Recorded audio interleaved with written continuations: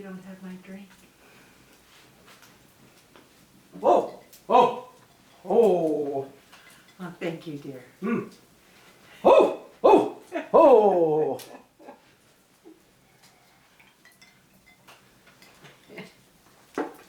Okay. It had been our intention to open the Enchanted Garden to show people the Christmas decorations, but our plans, like probably yours, have been changed by a virus that we can't even see. However, our lives have also been made much better by many wee creatures that we also can't see, as you will soon learn. I'm going to read a brief story about the gardens, and then we will walk through them and show you what we mean. This won't make up for all the plans that you've had to change, and all the things about this Christmas that will be different. But it's our hope that you'll smile with us, and that'll have to be enough for now. Ho! Ho! Ho! All right, dear. Let me tell the story. Tandy Bucklebottom happened into our garden one sunny afternoon several years ago. She noted Gerald, the giraffe topiary, and the troll bridge with approval. When she saw the yellow baby door and the ruby red slippers under the house, she decided she could cohabitate with my husband and I. So she promptly moved in. She's a small hobbit, about 3 feet tall, who loves baking and gardening. We built her yellow hobbit hole deep into the hillside to accommodate her 42 children and 967 grandchildren. She keeps busy baking cookies and cakes and sweet rolls. The smells are heavenly. She welcomed Fergus Gamtree, another hobbit, 2 years ago when he retired and built the hole next door. However, Tandy disapproved of the wild purple door. Fergus is a ferryboat captain from Rivendell. He heard raves about Tandy's baking skills and decided to investigate. They passed the first year in pleasant companionship, but felt that life could be more interesting. They heard that Toothless, from How to Train Your Dragon fame, you may have seen that movie, had a huge litter of baby dragons who needed safe places to live that were hidden from people's prying eyes. They agreed to foster 2 of the dragons, so Canine and Incisor moved into pretty new caves nestled on the hillside between Tandy and Fergus's hobbit holes. At first, Tandy insisted on collars and leashes, but the little dragons just slipped right out of them. The hobbits were worried that they would be seen flying around the neighborhood, but the dragons learned to wait until dark. They haven't been spotted yet, but occasionally they swoop down and startle some poor dog who then barks wildly at seemingly nothing while its owner yells at it to be quiet. That might be your dog. The dragons have been shedding scales around the courtyard on these nightly flying excursions. The moonlight makes them sparkle, and they have caught the eye of Rootbeer. Rootbeer's the fairy who has lived in our kitchen door for the last 14 years. Dragon scales turn out to be treasure for fairies.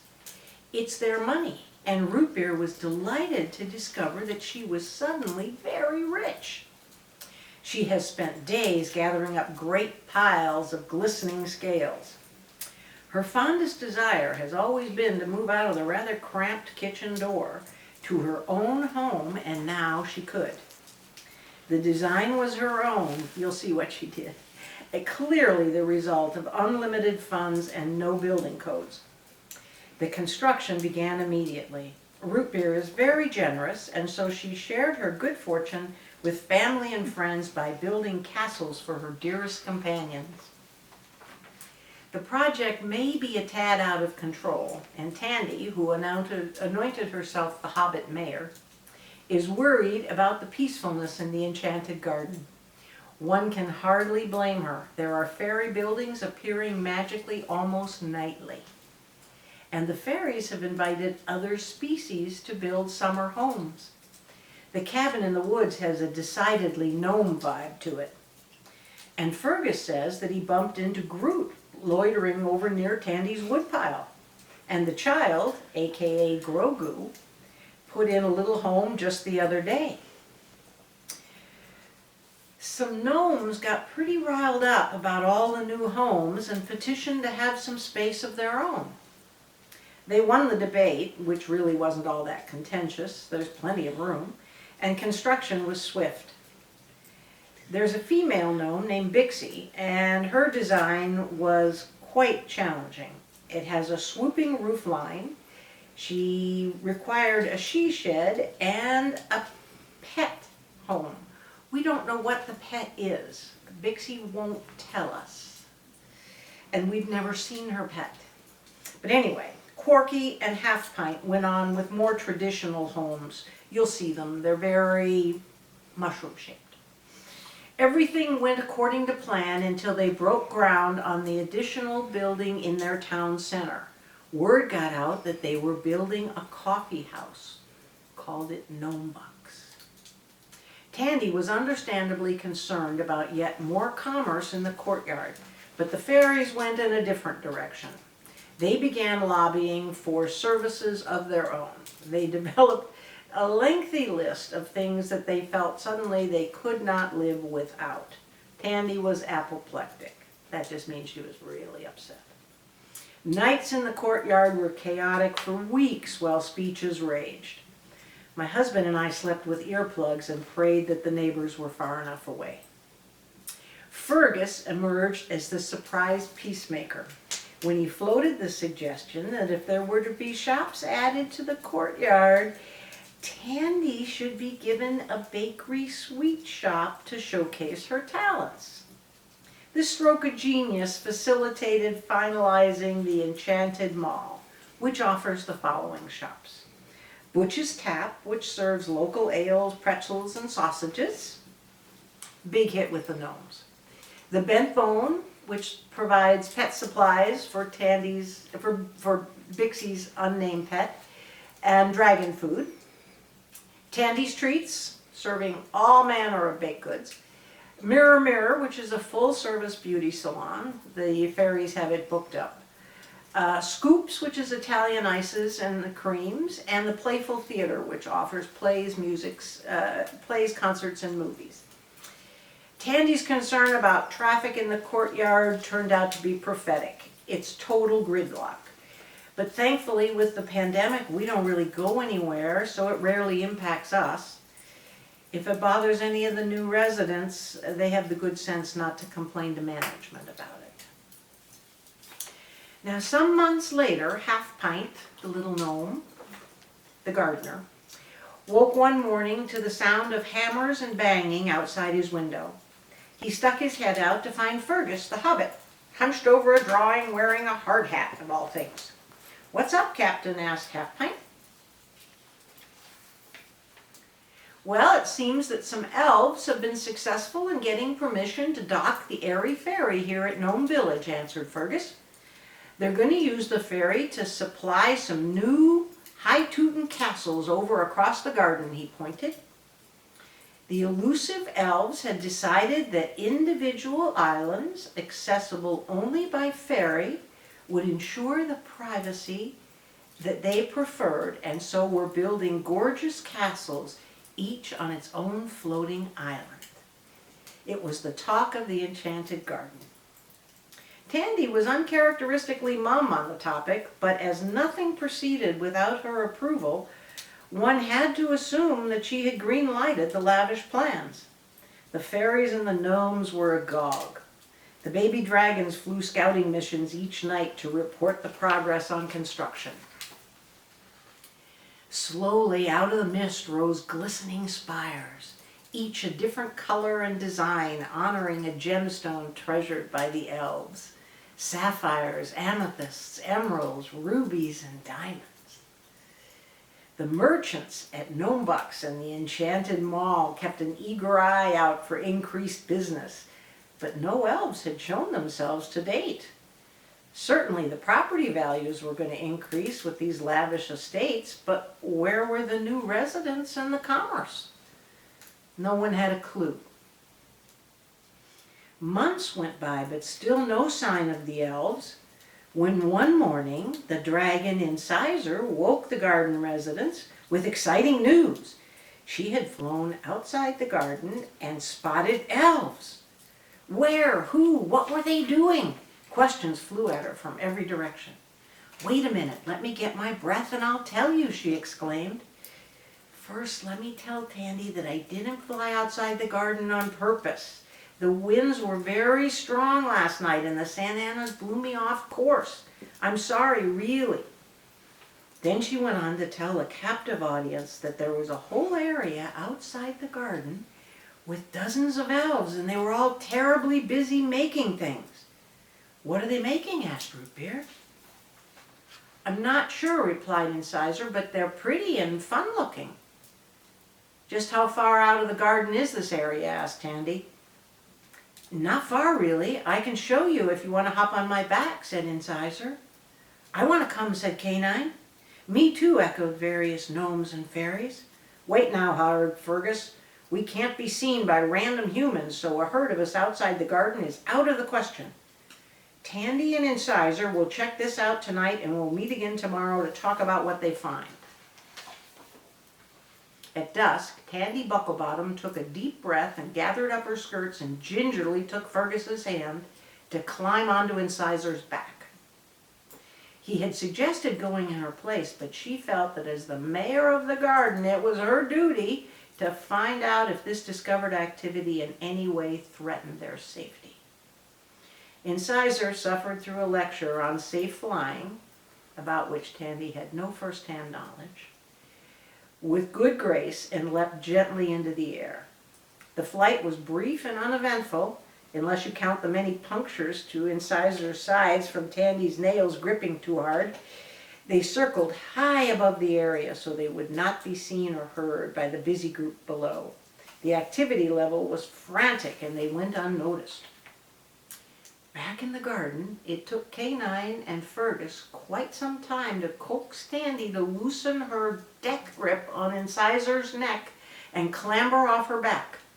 Incisor shook herself from head to toe and retreated to the cave for some quiet time. Canine followed her to see if she needed anything. Fergus took Tandy into her hobbit hole and made her a nice big cup of tea. 3 cups later, and after some comfort food, she was ready to talk a little. Hobbits are not known to be very adventurous. Fergus helped her out into the garden, and she was still a little wobbly, where the rest of the residents were waiting. "We're quite safe," she announced. "If baby dragons could read, we would have all known that this was Santa's workshop." The elves were frantically making toys. From the level of activity, my guess is that they were very behind in their work, and that's why we've not seen any of them since they moved into the gardens. It may be that this illness that's affecting all the humans has slowed deliveries or any of a dozen reasons, but I suspect they need help if the children are going to have anything close to a normal Christmas. "Now what do you want to do about it?" she asked. "Tractors!" shouted Half Pint, the gnome. "I beg your pardon?" asked Tandy, quite at a loss.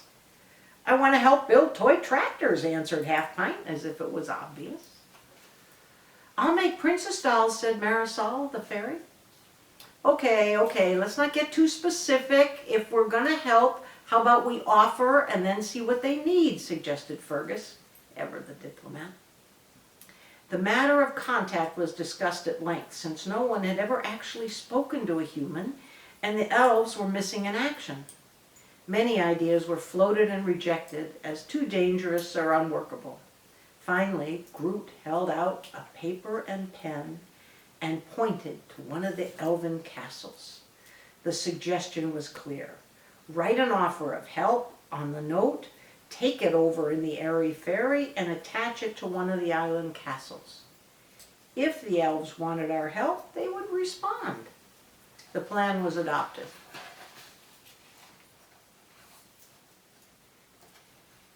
First contact with an elf occurred the following morning. There was a crisp knock at Half Pint's door, and he opened it to see an elf standing there. "My name is Lorien, "And we welcome your offered aid," he said.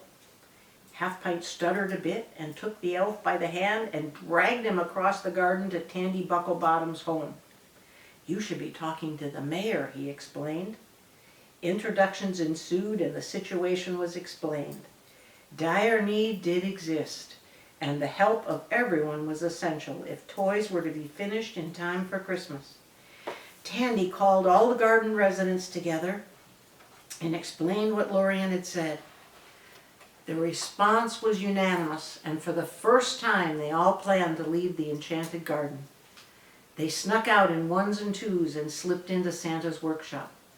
Santa greeted each new helper with warmth and appreciation. He gave them a job suited to his or her talents. Half Pint got to build tractors. They all worked tirelessly until the pile of toys filled Santa's sleigh. He turned to the baby dragons and then asked if they might like to join the reindeer in formation to pull the sleigh. They both swelled with pride and happily slipped into line. To the rest of the helpers, he gave a heartfelt thanks and a merry ho, ho, Ho, ho, ho, ho! as he soared into the evening sky. Tandy turned and looked at the exhausted group. She began clucking at them. "Let's go. Sweep that up. Put that away now. Close that cupboard and hang up that tool. No, dearie, not there. Over there. Fergus, give Bixie a hand, please. When we're finished here, we'll all go back to my hobbit hole for a lovely hot chocolate and cake. There's plenty for everyone. Hurry now. It's almost Christmas." Ho, ho, ho!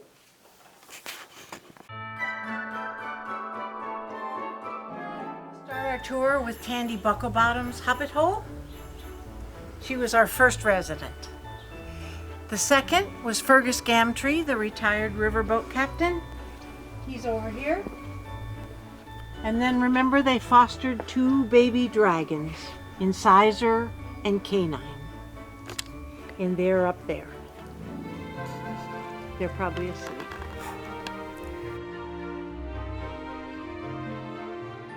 Originally in the little cramped space in the door. And then she followed the yellow brick road.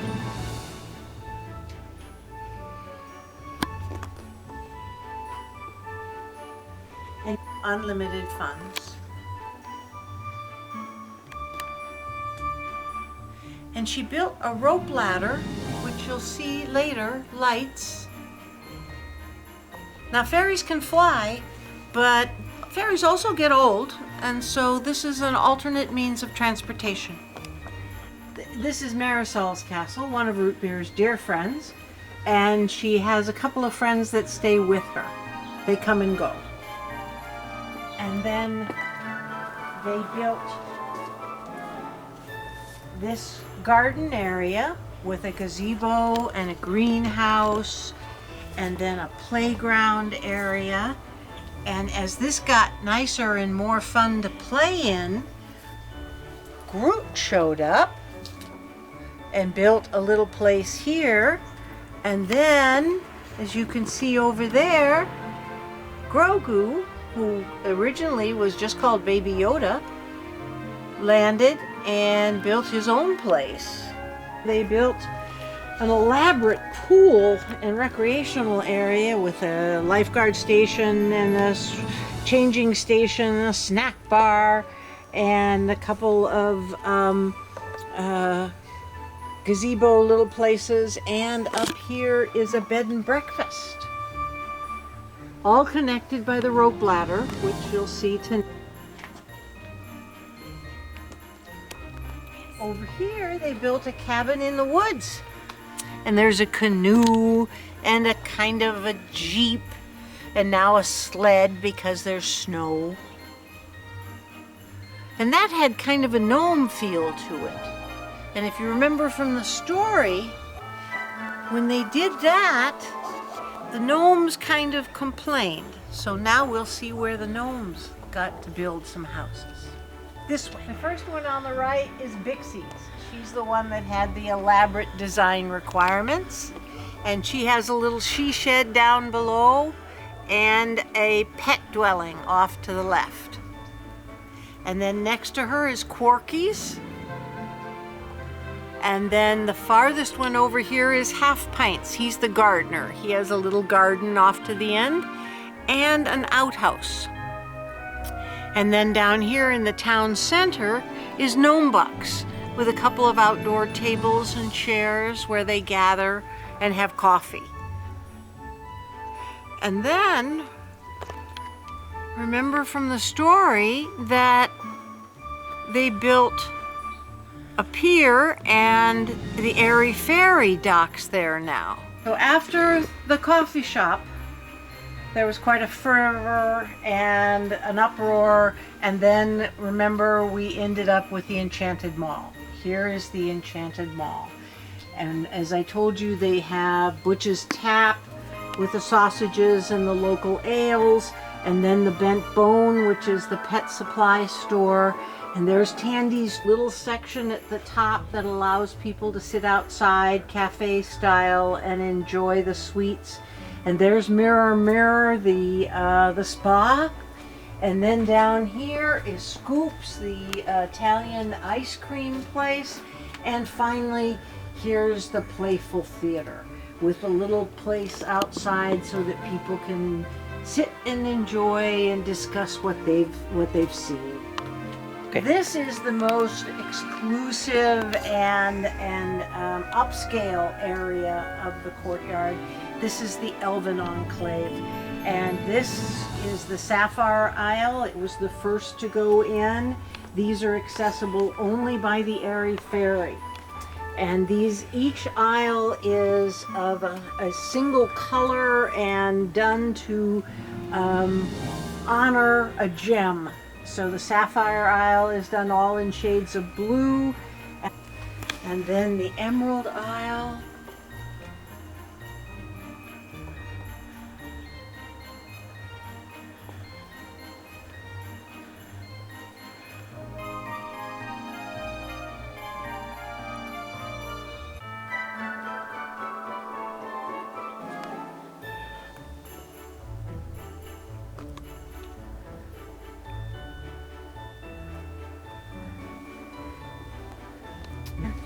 And each was different, and the designs were elaborate and silly. The elves keep quite to themselves, and they still don't share much commerce. We'll wait to see what they add to the courtyard.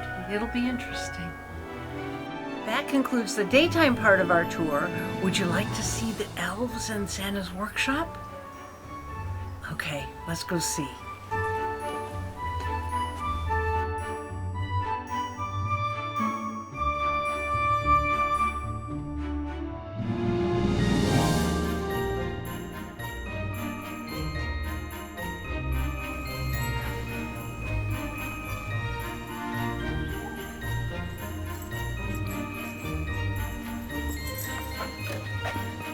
Oh, oh, oh.